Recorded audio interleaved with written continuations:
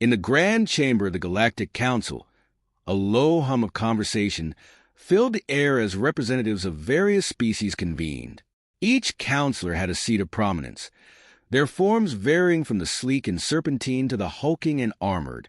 But today, the usual discussions of trade routes and territorial disputes gave way to a more pressing matter: an unknown species from the outer rim. Counselor Xylith, a tall, slender being with translucent skin that shimmered like liquid crystal, stood at the center of the room. His voice, a soft hiss that resonated with authority, commanded attention. Esteemed counselors, we gathered today to discuss a species recently brought to our attention. They are from a world known as Earth, a planet of moderate size, orbiting a yellow star in a relatively unremarkable system. Buzz spread through the chamber as Xylith gestured toward a holographic display that glimmered to life, showing images of Earth and its inhabitants. The counselors leaned forward, intrigued by this new addition to their galactic catalog. They call themselves humans, Xylith continued, a bipedal species, lacking in natural defenses, no claws, no thick hides. By all appearances, they should be insignificant, and yet reports from our scouts suggest otherwise. Counselor Vrath, a brutish figure covered in thick, spiked carapace, rumbled with skepticism. They appear weak. Why do they warrant our attention? Xylith's gaze hardened. Because, Counselor Vrath, appearances can be deceiving. Our scouts have observed that these humans possess a peculiar behavior. They hunt, but not just for sustenance. They hunt for sport, for challenge, for dominance. They hunt creatures that would make even our most seasoned predators think twice.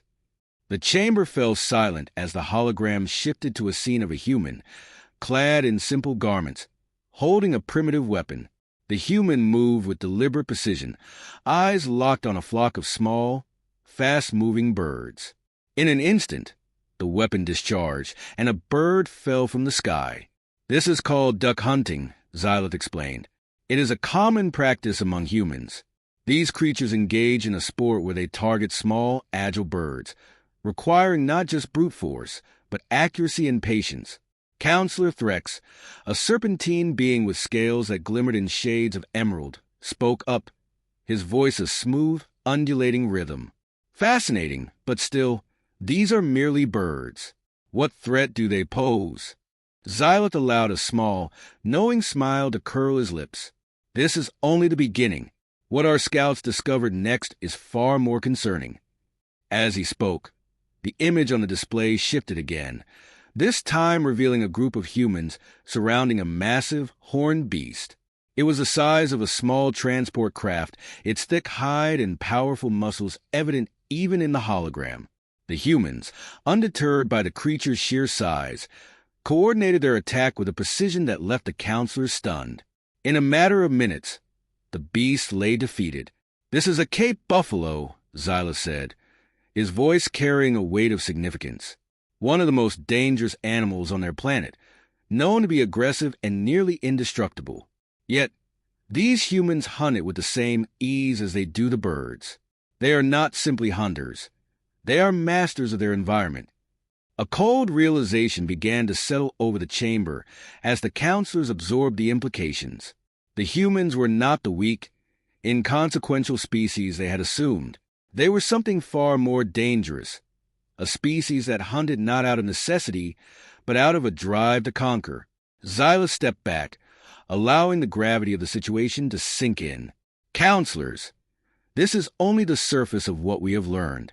We must reconsider our understanding of this species, for they may pose a threat far greater than any we have faced before. The silence that followed was heavy, laden with the unspoken question on every counselor's mind. If humans could do this on their own world, what might they do in the wider galaxy? The tension in the Galactic Council chamber had thickened, the air now heavy with an uneasy anticipation. Counselor Xylith remained at the center of the room, his presence commanding as the holographic display shifted once more. The image of the fallen Cape buffalo lingered, a stark reminder of the human's capabilities. But Xylith was not finished. As you have seen, humans hunt creatures of significant size and strength. But there is more, much more, that demands our attention. Xylith began, his voice measured and deliberate. He gestured toward the display, which now showed a vast savanna, golden grasses swaying in the wind under a blazing sun. In the midst of the serene landscape, a group of humans stood, their silhouettes sharp against the horizon. They were not alone. Nearby, a towering beast loomed, an elephant, its tusks gleaming in the sunlight, its massive frame dwarfing the humans. The counselors watched in silence as the humans moved in coordinated unison, their actions purposeful and precise. "This is not a solitary event," Xylith explained, his gaze sweeping across the assembly. "Humans routinely engage in what they call big game hunting. They seek out the largest, most formidable creatures on their planet, not out of necessity, but for the challenge, for the conquest. Their targets are beings of immense power, like this elephant, revered and feared in equal measure." Counselor Vrath, who had been skeptical moments before, now leaned forward, his spiked form tense with a mixture of fascination and dread. "Why do they do this? What drives them to hunt such beasts?" "That is the question we must all ponder," Xylith replied, his tone grave. "It is not survival that compels them, nor mere sport. There is something deeper, a need to assert dominance, to master not just their environment, but the most dangerous elements within it." The hologram shifted again, this time to a dense jungle. The scene was darker. The light filtered through thick canopies of green. A low growl echoed through the underbrush, followed by the sight of a human moving with silent intent. In the distance, a pair of amber eyes glowed, a tiger poised to strike. The counselors watched transfixed as the human stalked the predator, turning the tables in a deadly game of hunter and hunted. There was no hesitation in the human's movements, only cold, calculated precision. The conflict ended swiftly, the tiger's roar cut short, leaving the jungle eerily silent. Xylith continued, "These humans do not merely survive. They thrive in the most hostile environments, turning even the fiercest predators into prey. Their adaptability is unparalleled, their resourcefulness unmatched. They are not limited by physical prowess, but by their ingenuity and determination." Counselor Threx, who had been silent since his initial question, now spoke, his voice low and contemplative. "If they can do this to the beasts of their world, what might they do to ours?" A ripple of unease spread through the chamber. The implications were becoming all too clear. The humans were not to be dismissed as simple creatures of flesh and blood. They were strategists, innovators, and above all, conquerors. "Indeed," Xylith affirmed, his gaze meeting that of each counselor in turn. "We must consider the possibility that humans, if left unchecked, could turn their predatory instincts toward the stars. Their capacity to hunt and dominate might extend beyond their world, posing a threat to the very balance of our galaxy." The counselors exchanged glances, the gravity of Xylith's words settling over them like a shroud. The images on the hologram faded, leaving the chamber bathed in the soft light of the artificial stars above. The silence was punctuated by the distant hum of the Council's central system, a reminder of the galaxy's vastness and the unknown dangers it held. As the counselors grappled with the reality of humanity's potential, the path ahead seemed fraught with uncertainty. But one thing was certain. The humans were unlike any species the Council had encountered before, and the consequences of underestimating them could be catastrophic. The chamber was deathly silent, the counselors absorbing the full weight of the revelations presented to them. Counselor Xylith remained at the center, his expression unreadable, but his eyes flickered with a quiet intensity. He knew the most disturbing part of the report was yet to come. As unsettling as the human capacity to hunt large game may be, it pales in comparison to their true nature, Xylith began, his voice cutting through the silence like a blade. Humans do not merely hunt prey. They hunt predators, those creatures that, by all rights, should be the masters of their domain. The holographic display switched once more, revealing a new scene. It was the deep African wilderness, the dense foliage vibrating with the latent tension of a predator on the prowl. A lion, its golden mane catching the dappled sunlight, moved with regal confidence through its territory. Yet, trailing in its shadow, unseen but not unfelt, was a human, silent, patient, lethal. The lion, apex predator of Earth's savannas, Xyloth continued, his tone edged with something akin to awe. On most worlds, a creature like this would reign supreme, untouchable by all but the most fearsome species. But on Earth, even the mightiest of hunters falls prey to humans. The counselors watched as the lion's powerful stride faltered. The human's approach was relentless, every movement calculated, every breath controlled. The lion, sensing the impending threat, turned, muscles coiled to spring.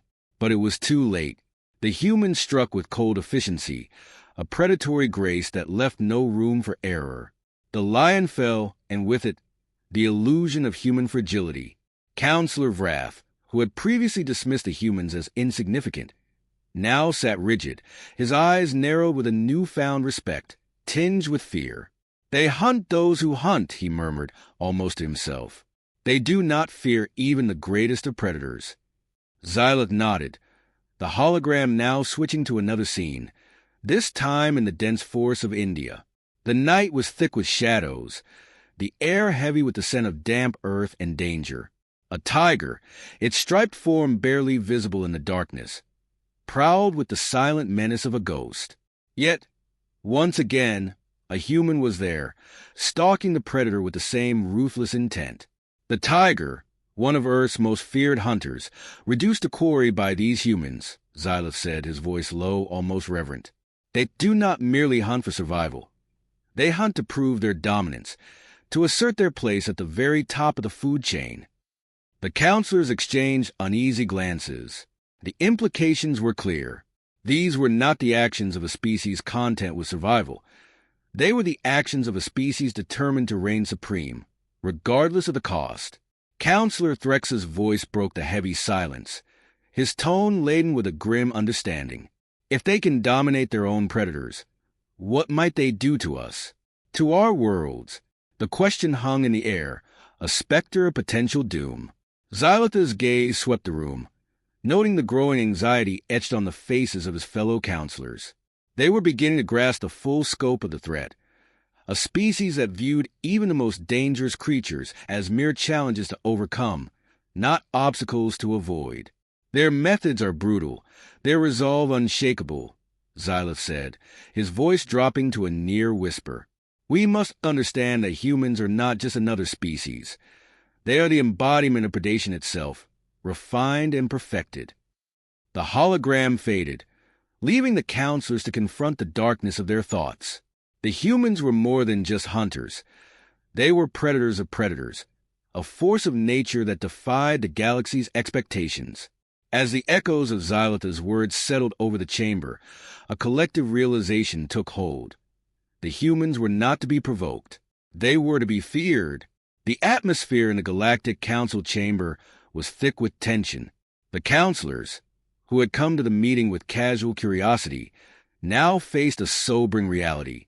Humans were not just another species to be cataloged and monitored. They were a threat, a potential force of unparalleled power and unpredictability. And now, the council had to decide how to respond.